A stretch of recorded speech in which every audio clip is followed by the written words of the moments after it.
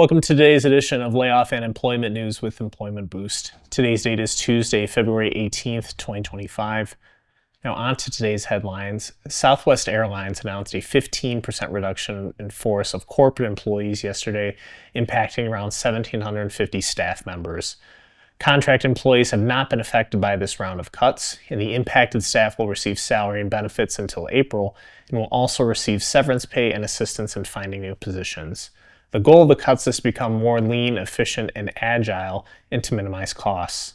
Southwest posted lower than expected earnings in Q3 of last year and is facing a lawsuit from the Department of Transportation that was filed last month for not adjusting flight schedules. The Federal Aviation Administration announced that close to 300 members were fired over the weekend. The impacted staff members included maintenance, environmental protection, aviation safety, management, program assistance, and information specialist positions. Several plane crashes in recent weeks have made cuts to the FAA a source of tension, with government officials pushing back on the cuts. These cuts were spurred on by the Department of Government Efficiency run by Elon Musk, and there has been no reason given for the cuts as of yet.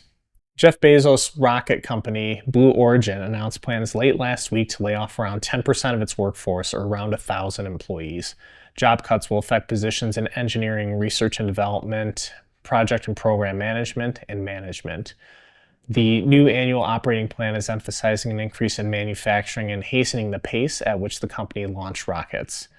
The company debuted its first orbital rocket, New Glenn, last month, and there's been no information on whether the impacted staff will receive benefits and support. The U.S. Forest Service will fire around 3,400 federal employees across every level of the agency. Public safety and firefighter jobs are unaffected, but there are other roles that support wildfire protection that are not. The cuts equate to about a reduction in force of 10% and will span all levels of the organization. The employees most targeted by the cuts are still in their probationary period, as it's easier to let them go. Impacted staff span all 50 states and a wide array of national, state, and other parks. This has been today's edition of Layoff and Employment News with Employment Boost. I'm Ryan Miller, and we'll catch you on the next one.